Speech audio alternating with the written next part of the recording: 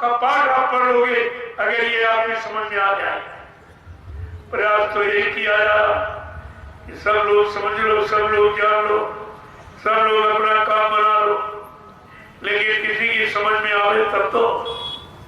जहाँ 45 करोड़ चेला हो उस गुरु का कोई नामो निशान नहीं, उस गुरु के बारे में कोई चर्चा नहीं, उस गुरु की कोई महिमा नहीं, उस गुरु का कोई वादा नहीं।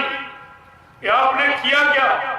ये सब अपने गुरु का अपमान कर रहे हैं, गुरु का अपमान कर रहे हैं। और गुरु का अपमान करने में शर्म भी नहीं लग रही। इतने बेशर्मी आदमी धारण कर 45 करोड़ चेला, गुरु का अपमान। ये करते क्या है? ये क्या करते रहे? उन 5 लोगों ने ये नाटक कर दिया मथुरा में। तुम 45 करोड़ क्या करते? क्या करते? तुमने जवान से आवाज भी नहीं निकाली। अरे किसी पर कोई घटना होती है, आदमी बचा नहीं पाता, लेकिन मुंह से आवाज तो तब भी लगाता, दौड़ो दौड़ो भाई, बचाओ बचाओ, ये बड़ा गलत हो रहा, बड़ा अन्याय हो रहा, ये हो रहा, ये आवाज तो लगाते। तुमने वो भी नहीं लगी। 45 करोड़ सब के सब एकदम मुंह बंद करके बैठ गए। क्या यही तुम्हारी गुरुभक्ति है? यही तुम्हारी गुरुमुक्ता है? यही तुम्हारी शिष्यता है? तुम किस यानी मतलब कोर्ट के शिष्य माने जाओगे? कौन सी तुम्हारी क्वालिटी? तुम्हारी तो कोई क्वालिटी नहीं है। तुम अपने आप को गुरुभक्त कह नहीं सकते। समय आ रहा, वो बिल्कुल तुम्हारे करीब खड़ा हुआ, वो पूछेगा कि तुमने अपने गुरु के लिए क्या किया?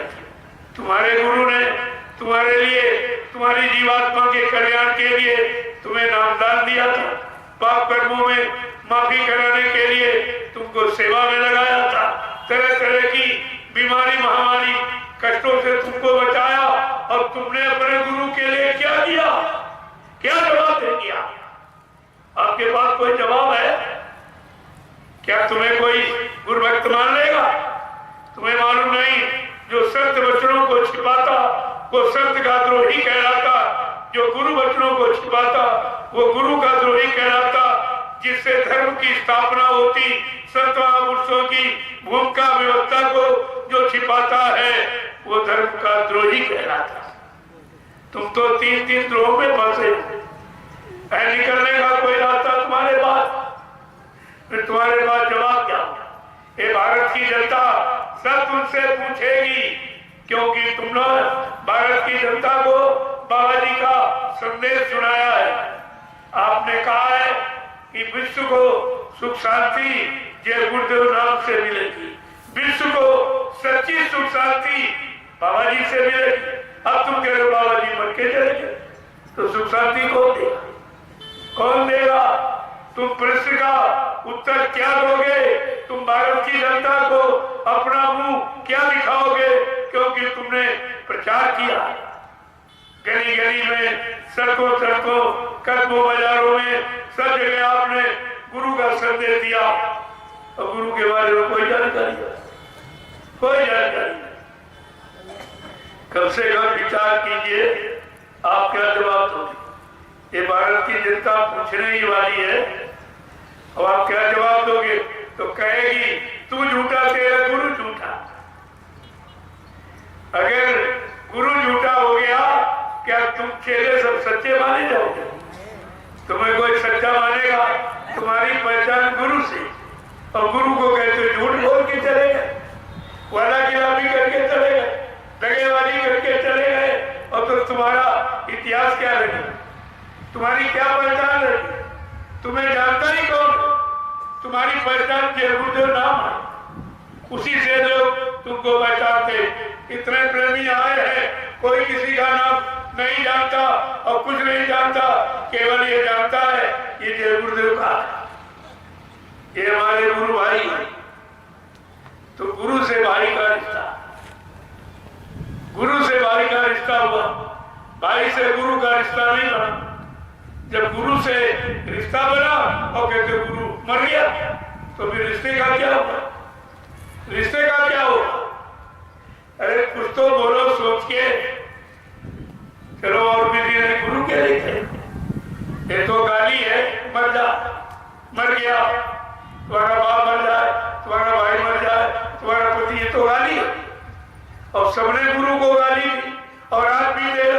सबने गुरु का अपमान किया और आज भी अपमान कर रहे हो, तो तुम्हारी गति क्या होगी, दुर्गति क्या होगी? कभी इस पर विचार किया तुमने? ये तो दया हो गई जो अभियान चल गया। 7 काल के काल में खड़े जब मैं निकला 28 मई 2012, तो मुझे एक भी व्यक्ति नहीं मिला, गुरु कहने वाला एक भी नहीं मिला। गुरु कहने वाला, गुरु की शरण में रहने वाला, गुरु के वचनों को याद करने वाला, उनके वादों पर टिकने वाला एक भी व्यक्ति नहीं मिला। तो कभी जुड़े हटके, कभी जुड़े हटके। ये 3 बरस से ही होता है। 3 बरस में ऐसे दौड़ता रहा, दिन भर बोलता रहा, रात भर चलता, न खाने का समय न सोने का समय, तभी ये फुलवाड़ी बन के तैयार हुई। जो आप देख रहे हो, इतनी मेहनत परिश्रम के संघर्ष की बात, कोई सहयोगी तो मिला नहीं। डराने वाले बहुत मिले, कह रहे आप अकेले हो, तुम्हारे साथ कोई सत्संगी नहीं, तुम्हारे साथ संगत नहीं, तुम्हारे पास पैसा नहीं, तुम्हारे पास आश्रम नहीं, तुम्हारे पास प्रशासन नहीं, तो कोई तुमको गोली से मार देगा, कोई बम डाल देगा, उनका प्रशासन है, उठा के जेल में बंद कर देगा। ये सब कहते थे, लेकिन किसी ने हमारा साथ नहीं। तो मैंने कहा, उनके पास जमीन आश्रम, उनके पास प्रशासन, उनके पास रुपया पैसा, उनके पास संगत, और मेरे पास गुरु है। उनके पास गुरु मर गया, मेरे पास गुरु जिंदा है, मेरे पास गुरु बल है। ये गुरु बल से काम हो रहा, मैं करने वाला कौन होता हूं? ये गुरु बल से काम हो रहा।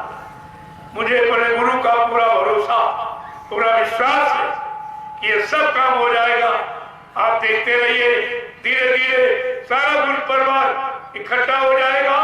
नैमिषारण्य की तपोभूमि एक दिन सबको बुला लेगी, क्योंकि वहां का संदेश 1997 का याद करो, जब बाबा जी ने गुरु पूर्णिमा का कार्यक्रम 1997 में नैमिषारण्य की तपोभूमि वही गोमती नदी के किनारे किया।